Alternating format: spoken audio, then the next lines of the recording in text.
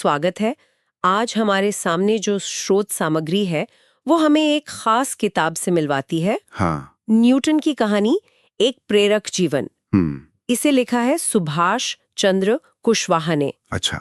तो आज हम ये समझने की कोशिश कर रहे हैं कि ये स्रोत, मतलब ये किताब का जिक्र, हमें न्यूटन के जीवन को देखने के इस खास नजरिए के बारे में क्या बताता है।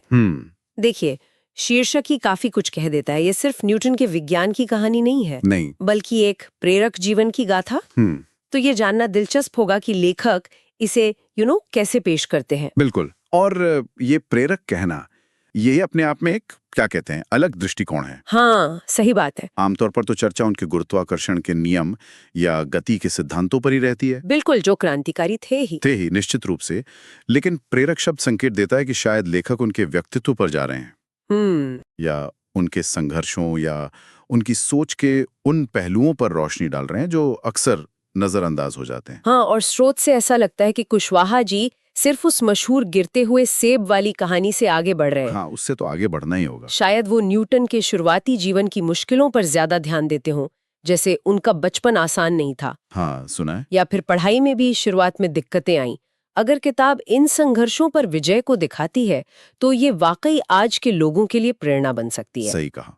और यहाँ दिलचस्प बात ये हो सकती है कि कुशवाहा जी शायद प्रतिभा को सिर्फ जन्मजात ना मानकर, अच्छा, उसे अथक परिश्रम और दृढ़ता का नतीजा दिखाते हो। मतलब मेहनत वाली बात। हाँ, शायद किताब बताती है कि कैसे न्यूटन की सफलताओं के पीछे घंटों की मेहनत थी, एकाग्रता थी, और आलोचनाओं के बावजूद टिके रहना, वो क्षमता। बिल्कुल।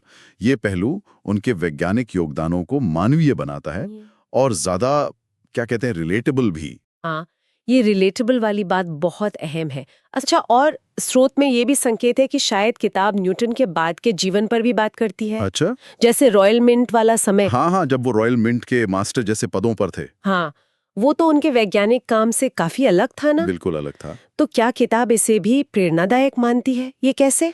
देखिए, यहाँ एक गहरा पहलू हो सकता है। शायद कुशवाहा जी ये दिखाना चाहते हैं कि एक महान वैज्ञानिक दिमाग सिर्फ लैब तक ही सीमित नहीं रहता। हो सकता है वो न्यूटन के इस प्रशासनिक या सार्वजनिक सेवा वाले पक्ष को उनकी बहुमुखी प्रतिभा और जिम्मेदारी निभाने की क्षमता के तौर पर पेश करते हों। अच्छा, मतलब एक अलग तरह की प्रतिभा। हाँ, ये उस छवि को तोड़ता है कि वैज्ञानिक समाज से कटे होते हैं।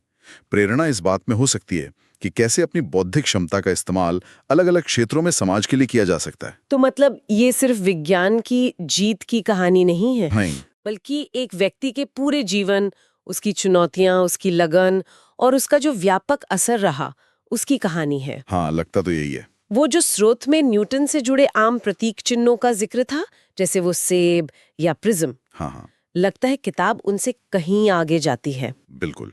वो प्रतीक चिन्ह तो क्या कहते हैं, परिणाम दिखाते हैं, रिजल्ट्स हैं वो। सही। लेकिन प्रेरक जीवन का मतलब है उस प्रक्रिया को समझना, उस इंसान को समझना जिसने वो परिणाम हासिल किए। हाँ, प्रक्रिया महत्वपूर्ण है। कुशवाहा का नजरिया, जैसा कि शीर्षक से लगता है, शायद इसी प्रक्रिया, इसी संघर्ष और इसी मानवीय पक्ष पर केंद्रित है, और वो हमें सिर्फ तथ्यों से ज्यादा सिखा सकता है। तो हमने देखा कि सुभाष चंद्र कुशवाहा की ये किताब, जैसा कि स्रोत इशारा कर रहा है, न्यूटन को एक अलग रोशनी में पेश करने का प्रयास है। एक कोशिश है। ये सिर्फ उनकी वैज्ञानिक उपलब्धियों का बखान नहीं, बल्कि उनके जीवन के उन पहलुओं को सामने लाने की कोशिश है जिनसे दृढ़ता, परिश्रम और शायद मुश्किलों से लड़ने की प्रेरणा ली जा सके। हाँ, और ये एक महत्वपूर्ण सवाल खड़ा करता है सोचने के लिए। क्या? कि भाई, न्यूटन की जो जग जाहिर खोजे हैं, उनसे परे उनके जीवन के वो कौन से कम ज्ञात संघर्ष या जीत हो सकते हैं जिन्हें लेखक आज के पाठकों के लिए सचमुच प्रेरक मानते होंगे। क्या सच्ची प्रेरणा सिर्फ अंतिम सफलता में है, या उस कठिन रास्ते में भी जिसे तय करके वहां तक पहुंचा जाता है? ये सोचने वाली बात।